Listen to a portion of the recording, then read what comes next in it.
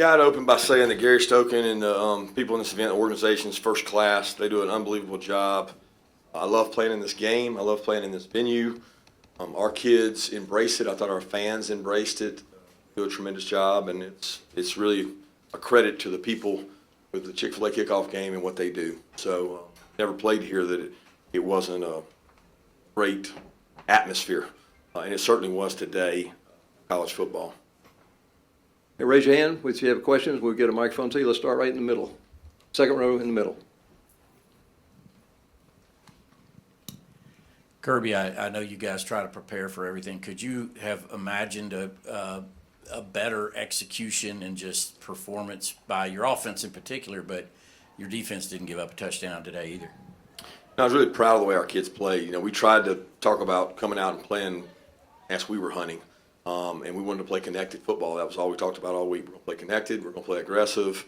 We're going to be the hunter.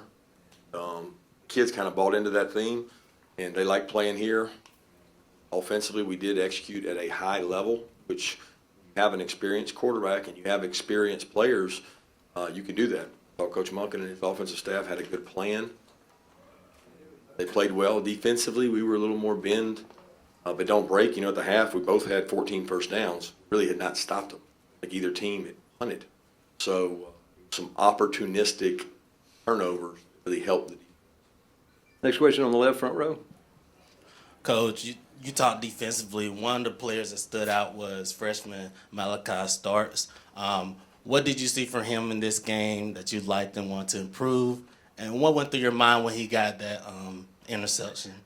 Well, he's been probably our most productive defensive back all camp, which gets lots of hands on balls, batted balls, he knocked down balls, he had picks. He's a football player, and we wanted to get him in the game early, and fortunately it was a play where he was one-on-one, and he made a really good play on the ball. Incredible athlete, he has good speed. He's got a lot to learn, and I thought he played with great composure today, and he's a really talented player. Next question on the far left. Go ahead, yeah. Coach, you had 10 different players catch a pass today and 5 different players score touchdowns. What does that say about the depth of your skill positions? Well, I don't know that we have great depth. I know that we can spread the ball around. We don't have the depth we need, especially at the skill position. Talking running back, wide receiver. We've got good depth at tight end, but we don't have the kind of depth we need at those other positions. That's the product of Stetson being able to get to first, second, third, read, and then also scrambling and making plays with his feet. I can only imagine how you feel calling a game against a guy that when get somebody back there, they don't tackle him. Then on top of the fact he knows where the ball should go. You have an accurate passer, good protection. It's hard to defend. Next question, front row. Kirby, I know, especially after one game, you're going to want to keep expectations in check, but things are going to be... Expectations are definitely already in check. Don't have to worry about that. I was going to say externally they're going to be astronomical. So is there anything you can say now after that one game in terms of how good this team could be or what the ceiling can be? Externally, we don't listen to. That's the key word you just said. Externally, there's expectations every year. We embrace expectations. We hunt. We go do the best job we can, and if it falls short, it falls short. But I don't look at it from the expectation standpoint. I look at it like, what can we do better? How do we improve? How do we get more players playing winning football? Because everybody in this room knows we're going to lose somebody. Somebody's going to be injured throughout the year, and how do we get them better? But the expectations I have is for our guys to play at their best and our coaches to prepare at their best, and I think that our guys really did that this game. Question in the second row. Hey, Coach. I was wondering if you could comment on the D-line and their ability to get pressure today. Yeah, I don't know. I didn't think we didn't have any sacks, did we? No. It's hard to sack Bo Nix. Hard.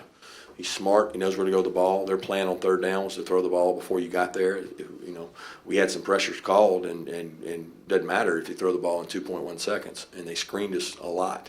So you're not going to get many sacks in that. We've got good rushers. We got guys that'll be productive. But we knew going into the game, he's hard to get on the ground. I mean, he probably got out of 3 or 4 sacks. And our guy got out of 3 or 4 sacks. That's the difference in college football right now, is not having those negative lost yardage plays, and you just throw it away and you go win the next play. Question front row. Coach, Christopher Smith, right before he had the big interception, had horse collar tackle penalty. But what does that say, and what kind of message does that give to the rest of the defense of, next play, forget about the last one? Yeah, he embodies that. He's next play mentality. That's all we talk about is next play. We had a guy jump offside, next play. We had a guy hold, next play. So, well, you got to play the game. And if you have too many next play mistakes, you won't win football games.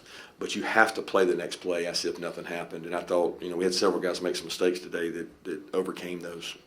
Okay, next question in the back over here, and then we're going to go to the third row in the middle.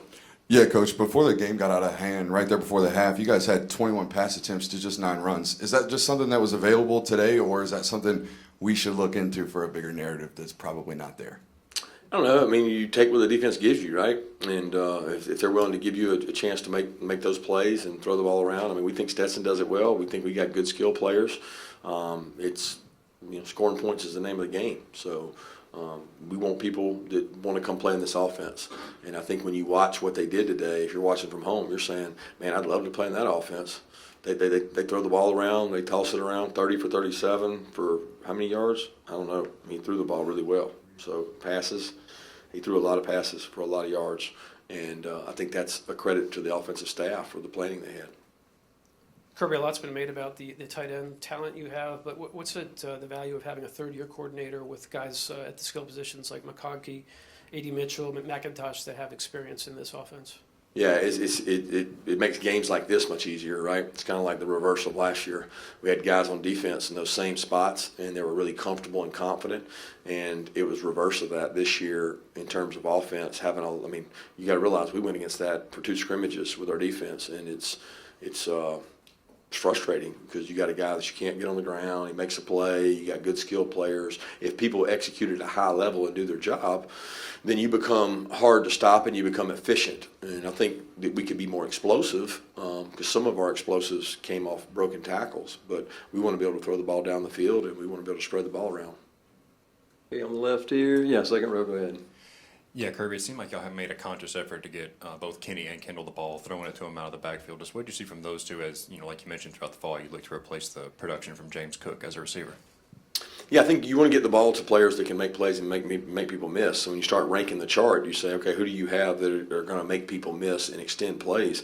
Kenny's one of those guys, but we've got several other guys at tight end that can make people miss, receivers that can make people miss. So you become hard to defend the more people you have that can touch the ball. But none of that happens without the quarterback and the offensive line to make that happen. And they were very efficient today. Let's go to the back row here, and then I'll come back to the front. Back on the left. There you go. Yeah, Kirby, Stetson career-high passing yards today.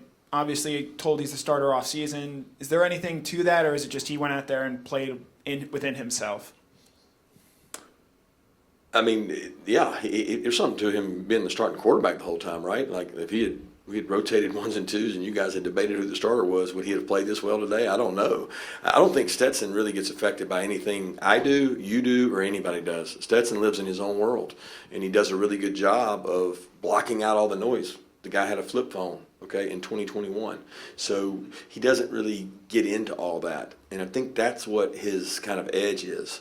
All right, and he made some plays that he didn't make the right decisions on today, and he knows those. He knows his mistakes. He's got to be smart. He does things that maybe we don't ask him to do, but he did make some plays with his feet. And I think you take the good, and I'm not going to call it bad, but you take the good with his poor decisions. Front row in the middle, go ahead. Hey, Kirby, what was the question you wanted answered today, and did you get what you were looking for? Yeah, I want to come out and play aggressive. And I told our team, I don't care about the results of the game. I don't care about all I care about is did you come out and play aggressive? And we tried to make it really simple. And I thought they came out and played aggressive. I thought we called the game aggressive. I thought Coach Monken, I thought Coach Schumann did a tremendous job with both their staffs. Our staff is the best it's ever been. We got a great staff right now, and it's awesome because we've got we've always had good staff, but we've got a really great staff right now in terms of guys enjoying to work together and putting plans together, and I thought they did a great job of doing that. We got time for 2 more. Let's take one on the left and then the one on the back right. Go ahead on the left. Coach, talk to me a little bit. How was it to go up against the old friend and Dan Lanning? Well, it wasn't about Dan Lanning. It really wasn't. I saw him before the game. Got a lot of respect for him. We talked about talking after the game and telling each other tendencies or ideas we had to try to get better. We agreed not to share with other people because it only hurts both of us. And I got a lot of respect for Dan. You know, some of those players were out on that field. Dan Lanning recruited.